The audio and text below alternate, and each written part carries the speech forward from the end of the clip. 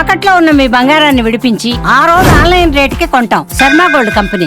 నమస్కారం, welcome to Suman TV. నేను గీతాంజలి. ప్రస్తుతం మనతో పాటు వైవిఎస్ఎస్ గిరిరావు గారు ఉన్నారు. వారు ప్రముఖ ఆధ్యాత్మికవేత్త, అలాగే జ్యోతిష వాస్తు నిపుణుడు. వారితో మాట్లాడదాం. గురుగారు నమస్కారం అండి.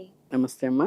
ఎంత వెతికినా కూడా పెళ్లి సంబంధాలు అనేవి కుదరట్లేదు. ఒకవేళ కుదిరినా ఏదో ఒక కారణంతో అవి చెడిపోతూ ఉన్నాయి అనేది చాలా మంది తల్లిదండ్రుల మాట అండి. అంటే ఈ రోజులు ఎక్కువగా చూస్తున్నాం, పెళ్లిళ్ళ విషయంలో పెద్ద యుద్ధమే చేయాల్సి వస్తుంది. కుదురుతాయి, అన్ని మనకు కావాల్సినట్టుగా దొరకవు. పోనీ అడ్జస్ట్ అయిపోయి ఒప్పేసుకుందామా అని ఒప్పుకున్న 4 రోజులకి మళ్ళీ ఏదో ఒక కారణంతో అవి క్యాన్సిల్ అయిపోవడం చూస్తున్నాం. అసలు ఎందుకు ఇలా జరుగుతుంది? ఒక వ్యక్తి జాతకంలో పెళ్లిళ్ళు కుదరకపోవటం కానీ, కుదిరినా క్యాన్సిల్ అవ్వటం కానీ, ఆలస్యం అవ్వటం కానీ, ఇవి ఎందుకు జరుగుతాయి? జాతకంలో అనేసరికి ఏంటంటే మనకి ఈ శుక్రుడు కానీ కుజుడు కానీ శనితో సంగమం అయ్యట కానీ, శనింట్లో ఉండటం కానీ, లేదేంటంటే ఈ వివాహాధిపతి ఎవరైతే ఉన్నారో ఆయన నీచపడి ఉండటం కానీ, ఇట్లాంటివి వచ్చినప్పుడు ఏంటంటే ఆలస్య వివాహాలు రావటం కానీ, ఇవి వెనక్కి పోతూ ఉండటం కానీ జరుగుతుంది. ఈ వెనక్కి పోవటంలో ఏంటంటే రాహుకేతుల మధ్య అనుగ్రహాలు వచ్చినప్పుడు ఏంటంటే కాలసర్ప దోషం అంటారు. దానిలో ఏంటంటే ప్రతి కార్యక్రమం వెళ్తుంది. అంటే పెళ్లి, ఉద్యోగము, పదవి, ప్రమోషన్ అన్నీ కూడా అక్కడ చేద్దాకా వచ్చి మనకి వెళ్తూ ఉండేది కాలసర్ప దోషంలో వస్తుంది. వివాహానికి సంబంధించి అంటే సప్తమ స్థానంలో ఏదైనా నిలిచిపడ్డాయా, సప్తమాధిపతి ఎక్కడున్నాడో, సప్తమాధిపతిని ఎవరు చూస్తున్నారు, ఎవరితో కలిసి ఉన్నాడు, గురుదృష్టి ఉందా లేదా అనేది స్పెసిఫిక్ గా చూసుకోవటం వల్ల వస్తుంది. అది ఆ పీరియడ్ చేంజ్ కాగానే అంటే మన గోచారంలో కనుక అది మారితే ఆటోమేటిక్ గా అది కుదురుతుంది. ఇది జాతక పరంగా ఉన్నటువంటి ఇది. ధార్మిక పరంగా వచ్చేసి ఏంటంటే మనకి ఈ ఎవరికైనా సరే ఇలా జరగలేదు అంటే ఏంటంటే చేసుకోవాల్సిన రెమెడీలోకి వచ్చేసి ఏంటంటే మనకి రుక్మిణీ కళ్యాణం అని ఉంది. రుక్మిణీ కళ్యాణం పారాయణ చేస్తే ఖచ్చితంగా వాళ్ళకి వివాహం జరుగుతుంది.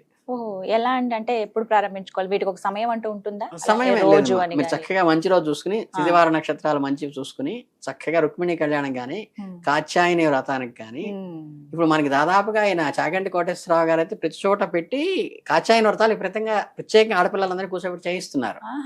కానీ ఇక్కడ వచ్చిన అంటే ఒక నెగిటివ్ కాన్సెప్ట్ ఏం చెప్తున్నానంటే, వ్రతము పూజ అనగానే ఇది ఆడవాళ్ళకి సంబంధించింది, మనకి సంబంధం లేదు అనేటువంటి లెక్కలో ఉన్నారు. కానీ శాస్త్రంలో ఏం చెబుతోందంటే, మగవాళ్ళు పూజ చేస్తే అది ఆయనకి ఉపయోగపడుతుంది, తన మీద డిపెండ్ అయిన అంటే మన ప్రాపర్టీ ఎవరెవరికి వెళ్తుంది, భార్యకి వెళ్తుంది, పిల్లలకి వెళ్తుంది, వీళ్ళందరికీ కూడా వస్తుంది. చాలా మంది మగవాళ్ళ కాలు మీద కాలు వేసుకుని కాఫీ తప్పుదా నువ్వు చేసుకోవే పూజ అని చేస్తుంటారు. ఆడ మనిషి చేసిన పూజలో ఫలితం వాళ్ళ పిల్లలకే వస్తుంది తప్పితే మొగుడికి రాదు. ఇది అండర్లైన్ చేసుకోవాల్సిన విషయం.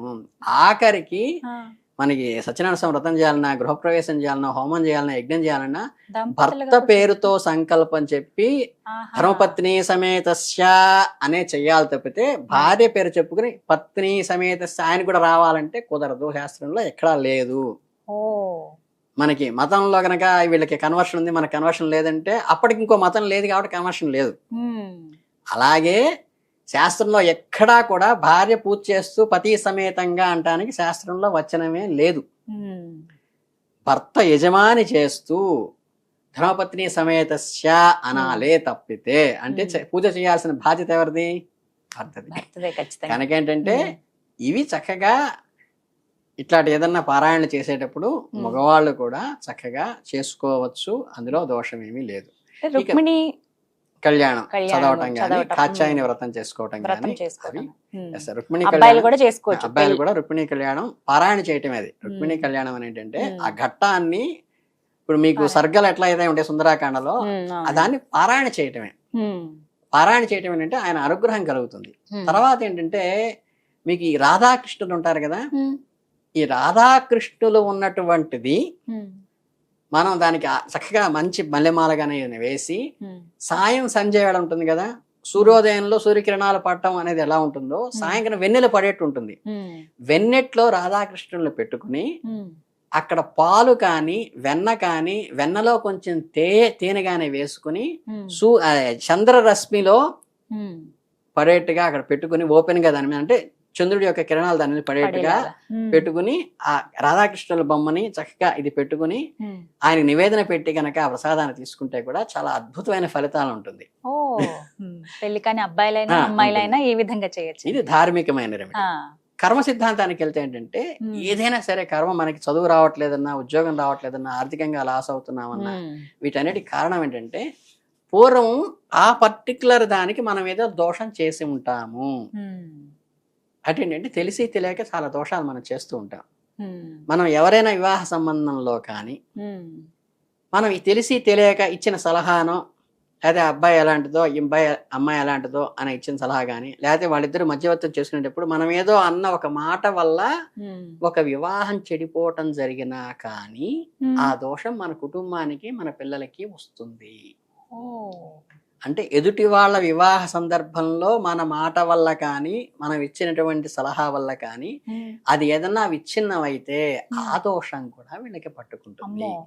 దీనికి నివారణ ఏమిటయ్యా అంటే, మీరు అసలు మగపిల్లలు మాత్రం చక్కగా చేయగలిగింది ఏంటంటే, మన బంధువర్గంలో కానీ, ఫ్రెండ్ సర్కిల్లో కానీ ఎవరికైనా చక్కగా వివాహం జరిగేటప్పుడు తల్లో నాలికలాగా అంటారు కదా, ఆ పెళ్లి వారికి అంటే కన్యాదాతకి అండగా ఉండి అన్ని పనుల్లో కూడా వీళ్ళు పార్టిసిపేట్ చేస్తూ, వడ్డన దగ్గర నుంచి అక్కడ పల్లి వ్యవహారాలు చేయడం కానీ, పందిని అలంకారం చేయడం కానీ, వచ్చిన వాళ్ళని రిసీవ్ చేసుకోవడం కానీ, వీటిలో గనక ఎవరైనా సరే వాలంటీర్గా పెళ్లి జరిగేటప్పుడు ఆ శుభకార్యంలో యాక్టివ్గా ఏమీ ఆశించకుండా వాలంటీర్గా ఎవరైతే కష్టపడి పనిచేస్తారో వాళ్ళకి ఇటువంటి దోషాలు ఏమన్నా ఉంటే తొలగిపోతాయి.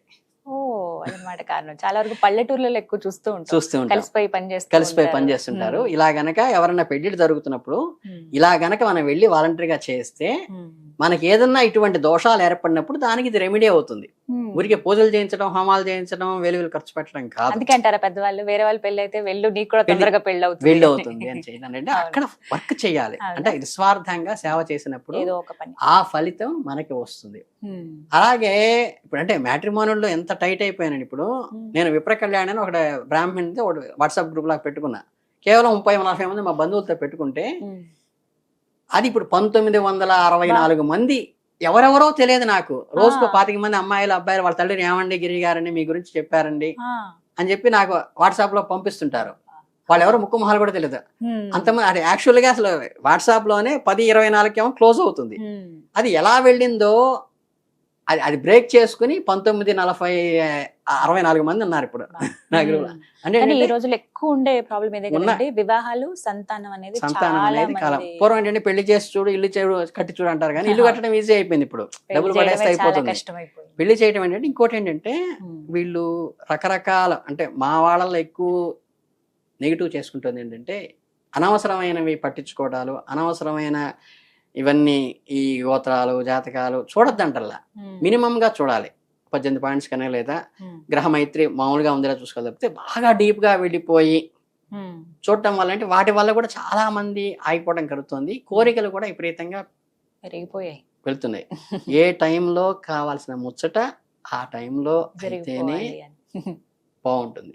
ఎందుకంటే ముందు చక్కగా వాళ్ళకి ఎదుగుతున్న వయసులో వాళ్ళకి కట్టేస్తే, అమ్మకి నాన్నకి గౌరవించే వయసులో అబ్బాయికి, అమ్మకి నాన్నకి గౌరవించే వయసులో అమ్మాయికి కడితే భర్తని భార్యని కూడా అలాగే గౌరవిస్తారు. వీళ్ళకి ఇండివిజువల్ గా కలిసి గదిలో నేను సింగిల్ గా ఉంటాను అనే సిద్ధాగా ఎదిగిన తర్వాత చేస్తే పెళ్ళైన తర్వాత కూడా గదిలో సింగిల్ గానే ఉంటారు. ఇవన్నీ ఏంటంటే ఇది సైకలాజికల్. ఎందుకంటే ఒకటి ధార్మికమైనది, ఒకటేమో కర్మ సిద్ధాంత పరమైంది, ఒకటేమో సైకాలజీ పరంగా ఉంది. జాతక పరంగా ముందు చెప్పాను. ఇన్ని రకాల కోణాలలో కారణాలు ఉన్నాయమ్మా. చాలా చక్కగా వివరించారండి. ధన్యవాదాలు. చాలా సంతోషం.